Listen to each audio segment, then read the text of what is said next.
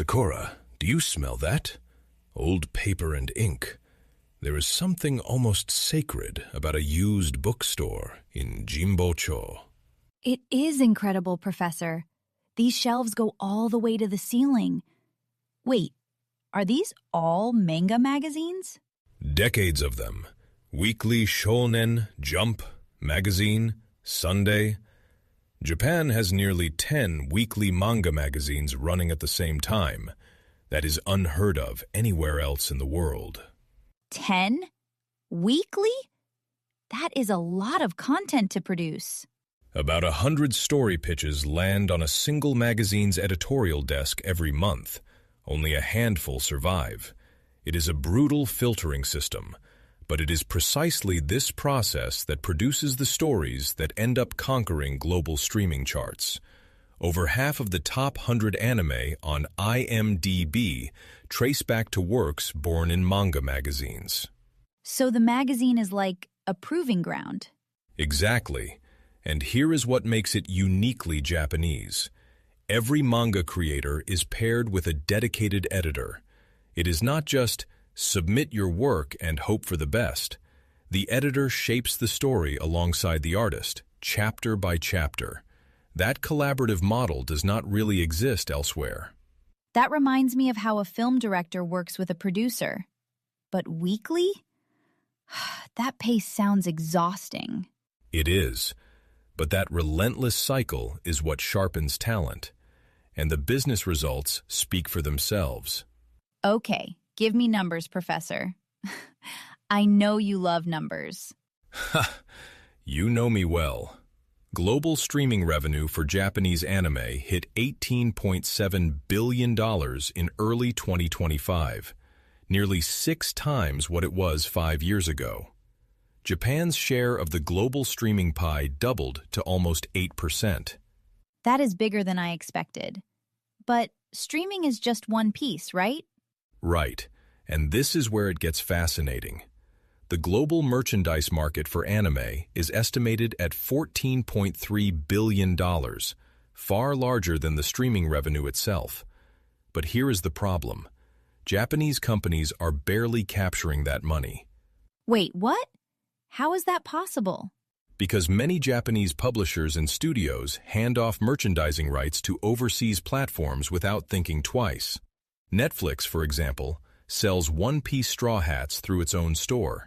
In America, some fans now think of One Piece primarily as a Netflix live-action show, not a manga. The original IP owners created the value, but someone else is cashing in. That is kind of heartbreaking, actually. It is. There is even a term for it, pickled IP.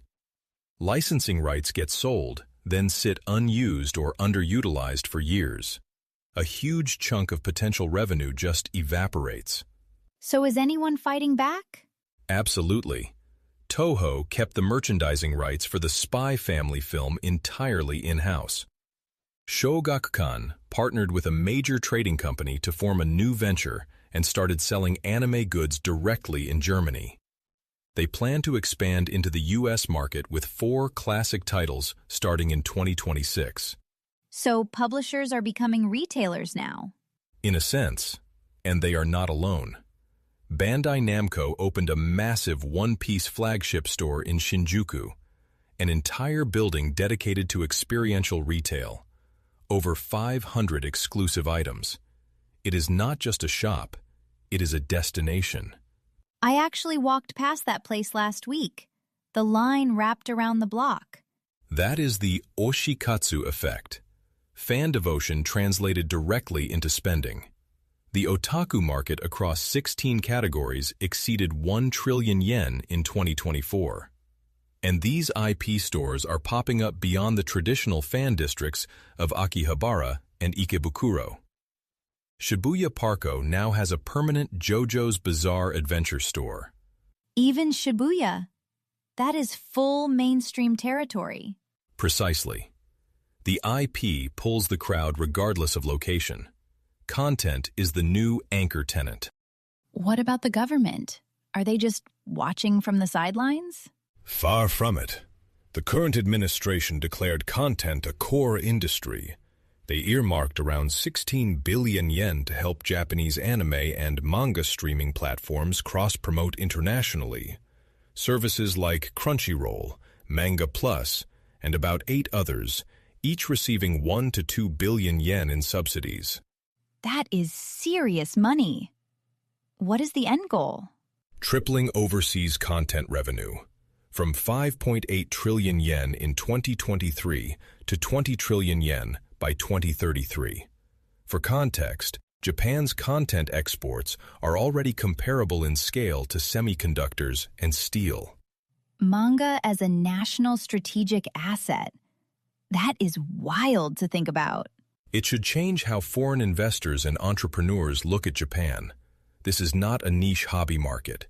It is industrial policy. Professor, one thing bugs me though. If Japan is betting this big on content, where is the next generation of creators coming from? The population is shrinking, right? Sharp question. That is actually one of the most interesting shifts happening right now. Japan is actively recruiting manga talent from overseas.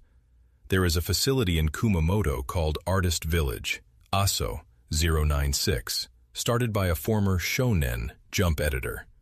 More than half the residents are from abroad. A manga training camp in the countryside? That sounds like an anime plot itself. Ha! It does. Universities are adapting too. Kyoto Seika runs Japan's first dedicated manga faculty and enrolls international students. A local high school in Kumamoto now has a manga department.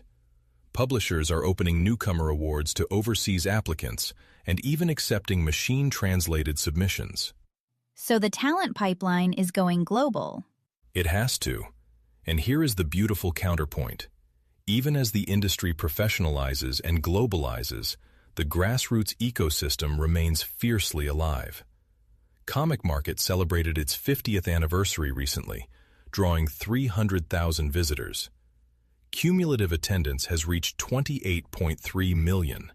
And it is still mostly handmade fan works, right? Not AI-generated stuff? Overwhelmingly so. In an age of generative AI, Comic Market participants still prioritize personal creative expression. Some of today's biggest professional manga artists started by selling self-published books there. That bottom-up energy feeds the entire ecosystem from below. So you have this incredible loop. Fans create at Comic Market, the best rise into magazines.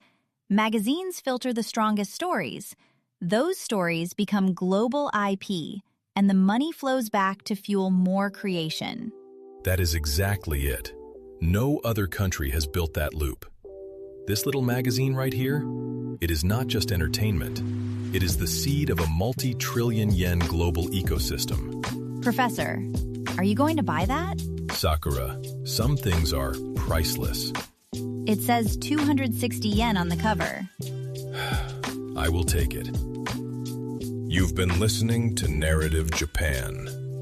Until next time, stay curious and keep listening for the whispers beneath Japan's economy.